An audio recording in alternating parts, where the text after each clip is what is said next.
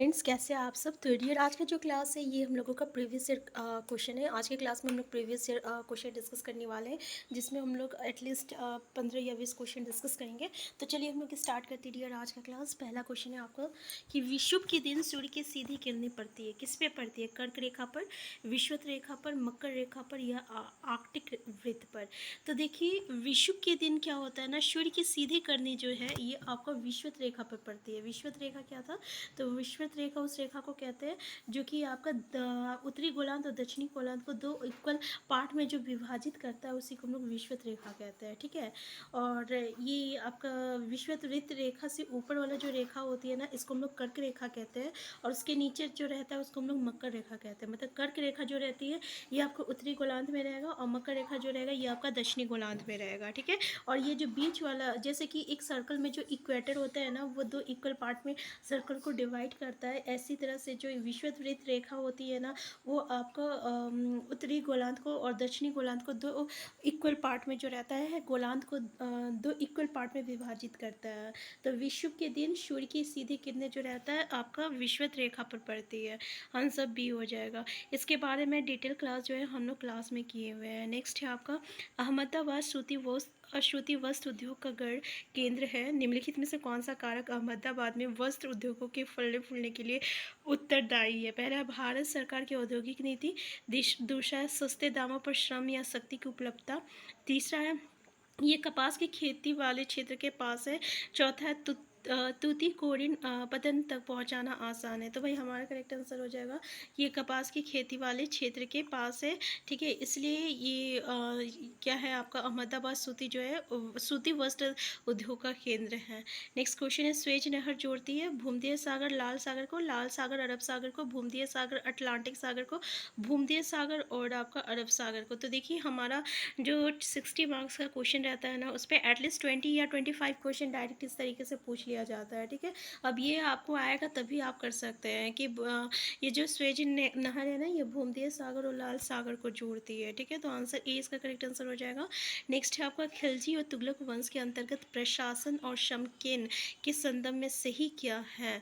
तो देख लीजिए खिलजी और तुगलक वंश में क्या आपका सही होना चाहिए। पहला तो अलाउद्दीन खिलजी और मोहम्मद तुगलक गंगा के मैदानी इलाकों पर जोर जबरदस्ती अपना अधिकार लंबे समय तक रख पाए। अच्छा, गंगा की मैदानी इलाका पता है ना, ये बहुत ही उपजाऊ जमीन रहता था, इसलिए सबकी नज़र यहीं पे रहती थी। ठीक है। तो पहला स्टेटमेंट देख लीजिए। दूसरा स्टेटमेंट क्या है हमारा? दूसरा स्टेटमेंट है उपमहाद्वीप का काफ़ी बड़ा हिस्सा दिल्ली के सुल्तानों के अधिकारों में रहा। तो बिल्कुल ये भी बात सही है। तीसरा क्या है? गंगा के मैदानी इलाके के घने जंगलों वाले क्षेत्र को पहली बार पेटा गया। चौथा है कि दिल्ली से बंगाल जैसे सुदूर प्रांतों का नियंत्रण कठिन था। तो भाई ये जो स्टेटमेंट है, ये आपका स्टेटमेंट जो है ये आपका हमारा क्वेश्चन क्या बोल रहा है कि समकेन के संदर्भ में सही क्या है, के अंतर्गत प्रशासन और समकेन के संदर्भ में सही क्या है। तो देखिए ये जो है आपका दोनों के में ये बिल्कुल सही है कि दिल्ली से बंगाल जैसे सुदूर प्रांतों का नियंत्रण कठिन था। ठीक है। आंसर डी हो जाएगा।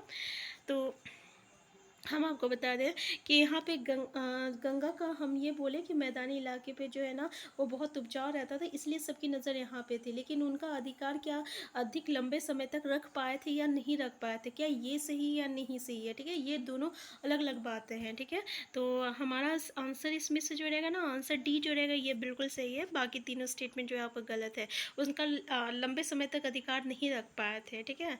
नेक्स्ट है आपका कल्पना करें यदि पृथ्वी अपना कक्ष समतल की ओर नहीं झुकी होती तो प्रदीप्ति वृत्त और देशांतर रेखाएं एक दूसरे से मिल जाती। दूसरा, प्रदीप्ति वृत्त और आशांशीय रेखाएं एक दूसरे से मिल जाती। तीसरा, किसी क्षेत्र विशेष में कोई मौसमी परिवर्तन नहीं होता। चौथा, किसी क्षेत्र विशेष में ज़्यादा मौसमी परिवर्तन नहीं होता। तो हमारा कौन कौन सा स्टेटमेंट सही है? तो देखिए पहले बी और सी, बी और डी, ए और सी, और ए और डी और आपका सी बोला है, यानी ए और सी स्टेटमेंट बोला है सही है। मतलब ये आपका बोला है कि झुकी नहीं होती तो प्रदीप्ति वृत्त और देशांतर रेखाएं जो है ये एक दूसरे से मिल जाती है। और तीसरा जो बोल रहा है किसी क्षेत्र विशेष में कोई मौसमी परिवर्तन नहीं होता, यानी अगर ऐसा होता तो कोई भी मौसम का परिवर्तन नहीं होता। तो ए और सी जो है ये दोनों सही है। तो हमारा स्टेटमेंट जो रहेगा आंसर सी करेक्ट आंसर हो जाएगा। नेक्स्ट क्वेश्चन है अस्पृश्यता के आधार पर भेदभाव को संतृप्ति करती है लिंग, जाति, वंश और आपका शारीरिक विकलांगता। तो अस्पृश्यता मतलब समझते हैं ना, जो छुआछूत जो होता है, अनटचेबिलिटी जिसको हम लोग इंग्लिश में कहते हैं, मतलब कि जो नीच जाति के होते हैं, जो सॉरी या जो हम लोग मतलब कि छोटे जाति के लोग होते हैं जिसको हम लोग दलित कहते हैं। दलित का मतलब क्या होता है, ये भी क्वेश्चन में पूछा गया है। तो दलित का मतलब होता है कुचला गया या आपका दबाया हुआ, ठीक है ना। तो इसको हम लोग कहते हैं अस्पृश्यता। तो ये आपका जाति के आधार पर होता है, तो हमारा आंसर बी हो जाएगा। नेक्स्ट क्वेश्चन है आपका कि सूचना का अधिकार अधिनियम पर निम्नलिखित दो कथनों, ये पहला और दूसरा का सही विचार कीजिए कि सूचना का अधिकार अधिनियम के माध्यम से कोई भी नागरिक केवल केंद्र सरकार के विभागों की कार्य प्रणाली के संदर्भ में सूचना प्राप्त कर सकता है। क्या ऐसा है कि आप केवल केंद्र सरकार के विभाग से ही किसी भी सूचना को प्राप्त कर सकते हैं? ऐसा नहीं है कि राज्य सरकार के विभागों से आप मतलब कि सूचना प्राप्त कर सकते हैं। अगर आप वहाँ जाए तो क्या वो लोग मना कर देंगे? ऐसा। दूसरा है आपका कि सूचना का अधिकार अधिनियम के अंतर्गत सूचना प्राप्त करने के लिए नागरिक को किसी भी स्तर के किसी न्यायालय में पहले याचिका दाखिल करनी पड़ेगी। तो क्या ऐसा है कि अगर आपको कोई भी सूचना अगर आपको लेना हो तो आपको पहले याचिका दायर करनी होगी? तो ऐसा तो नहीं होता भाई। तो हमारा स्टेटमेंट सी सही होगा कि पहला दूसरा दोनों स्टेटमेंट आपका बिल्कुल गलत है, ठीक है। ऐसा नहीं है कि केवल हम केंद्र सरकार के विभागों में ही जाके किसी भी जानकारी को हासिल कर सकते हैं। हम राज्य सरकार के विभागों पे या भी कहीं भी जाके जो है आपका सूचना को हासिल कर सकते हैं, ठीक है। तो पहला स्टेटमेंट गलत है। और दूसरा स्टेटमेंट कहता है भाई कि हमको अगर कुछ सूचना लेना होगा तो उसके लिए हमें पहले याचिका दाखिल करना पड़ेगा। तो ऐसा नहीं है। तो ये भी स्टेटमेंट हम लोगों का गलत है। नेक्स्ट स्टेटमेंट बोला पूर्व यदु और भारत का वेदों में उल्लेख की तरह है। जन है, राष्ट्र है, राजन है और दस्यु है। तो इसका उल्लेख ना जन की तरह है। जन मतलब क्या होता है, लोगों का जो समूह होता है, यानी लोगों के लिए, ठीक है। आंसर ये हो जाएगा। नेक्स्ट क्वेश्चन है हिरण्यगव्य नामक अनुष्ठान किया जाता था। पहला, जब एक राजा किसी क्षेत्र को जीतता था। दूसरा, राजा को क्षेत्रीय घोषित करने के लिए, चाहे वो जन्म से क्षेत्रीय ना हो, हिरण का शिकार करने से पहले, पुत्र के जन्म के लिए पहले, ठीक है। तो हम आपको बता दें कि हिरण्यगर्भ नामक अनुष्ठान जो है एक तरह का अनुष्ठान किया जाता था। और ये अनुष्ठान जो था आपका मतलब कि पंडितों या जो ब्राह्मण होते थे वो अनुष्ठान करवाते थे। और इससे क्या होता था ना कि ऐसे लोग जो कि धीरे धीरे जो अमीर होते जा रहे थे, जिनके पास समृद्ध होते जा रहे थे, जिनके पास पावर आ गया था, पैसे आ गए थे, वो क्या चाह रहे थे कि अपने आप को राजा बनाना चाह रहे थे। और राजा बनने के लिए उन लोगों को क्षत्रिय होना बहुत ज़रूरी था। और क्षत्रिय वो कब होते, अगर मान लीजिए कोई आपका दूसरे जाति का कोई ब्राह्मण है या कोई वैश्य है या कोई शूद्र है, ठीक है ना, लेकिन वो उसकी जाति के कारण वो राजा नहीं बन पा रहा था क्योंकि वो क्षत्रिय नहीं था। और जो क्षत्रिय थे वही राजा आपका बन पाते थे, ठीक है ना। तो वो अपने आप को क्षत्रिय घोषित करने के लिए वो जो है अनुष्ठान किया करते थे। उसी में से ही आपका ये जो अनुष्ठान का नाम जो है ये हिरण्यगर्भ नामक अनुष्ठान था। तो इसमें क्या होता था, जो राजा को क्षत्रिय घोषित करने के लिए, चाहे वो जन्म से क्षत्रिय ना हो, ठीक है। तो आंसर बी हमारा जो रहेगा करेक्ट आंसर हो जाएगा। तो बहुत सारे ब्राह्मण लोग जो थे ना, जो कि अपना व्यवसाय को छोड़ के वो जो है राजा बन गए थे और अपना एक राज्य स्थापित कर लिए थे, ठीक है। तो उन लोगों को जो है बड़े बड़े अनुष्ठान पहले करवाए और इस तरीके से उन्होंने जो है क्षत्रिय बन गए, फिर उसके बाद वो राजा बन गए थे। नेक्स्ट है, निम्नलिखित में से किस सुल्तान ने अनाज को शहर के बाज़ारों में भेजने के लिए बंजारों का प्रयोग किया था? मोहम्मद बिन तुगलक, अलाउद्दीन खिलजी और बलबन और फिरोज शाह तुगलक। देखिए हमारा यहाँ करेक्ट आंसर हो जाएगा अलाउद्दीन खिलजी।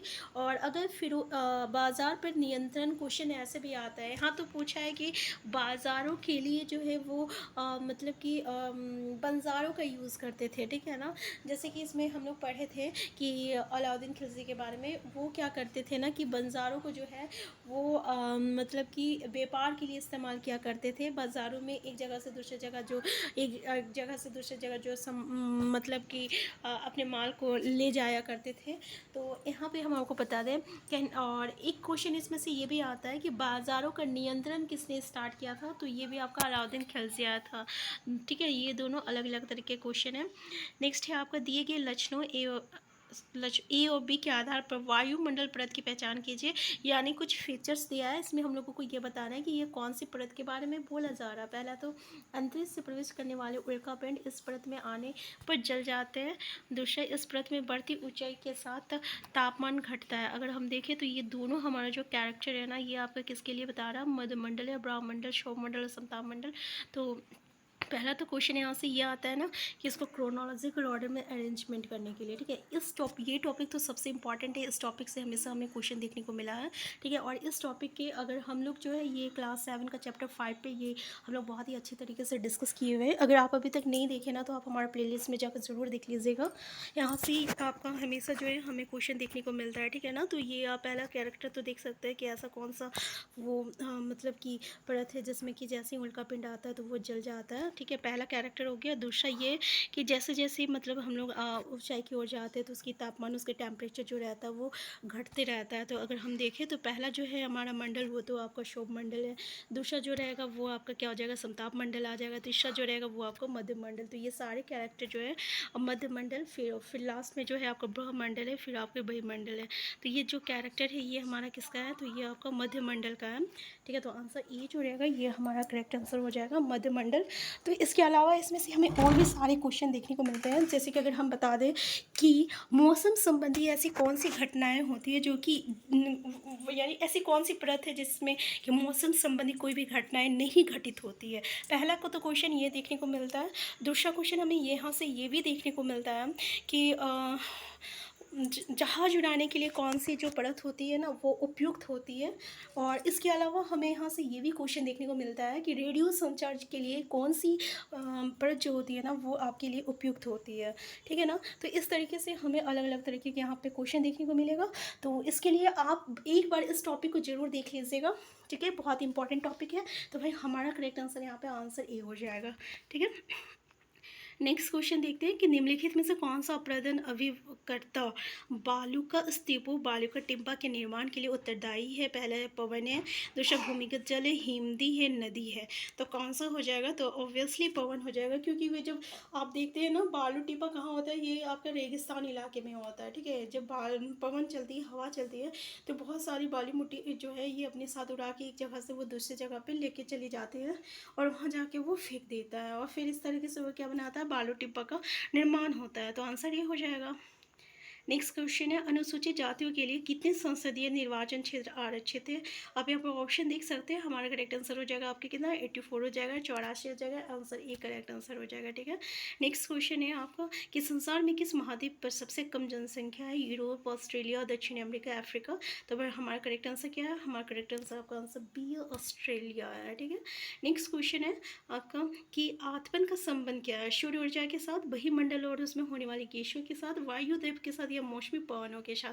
तो भाई हमारा जो आत्मन का संबंध क्या होता है, सूर्य ऊर्जा के साथ है, ठीक है। तो आंसर ये जो रहेगा ये इसका करेक्ट आंसर हो जाएगा। तो देखिए आज का क्लास हम यहीं तक रखते हैं, इससे आगे जो है हम लोग नेक्स्ट क्लास में डिस्कस करेंगे। अगर आप चैनल में नए हैं चैनल को सब्सक्राइब कर लीजिएगा, वीडियो हेल्पफुल होगा तो लाइक शेयर करना मत भूलिएगा। हम फिर मिलते हैं नेक्स्ट क्लास में इसी टाइम पे। Thank you.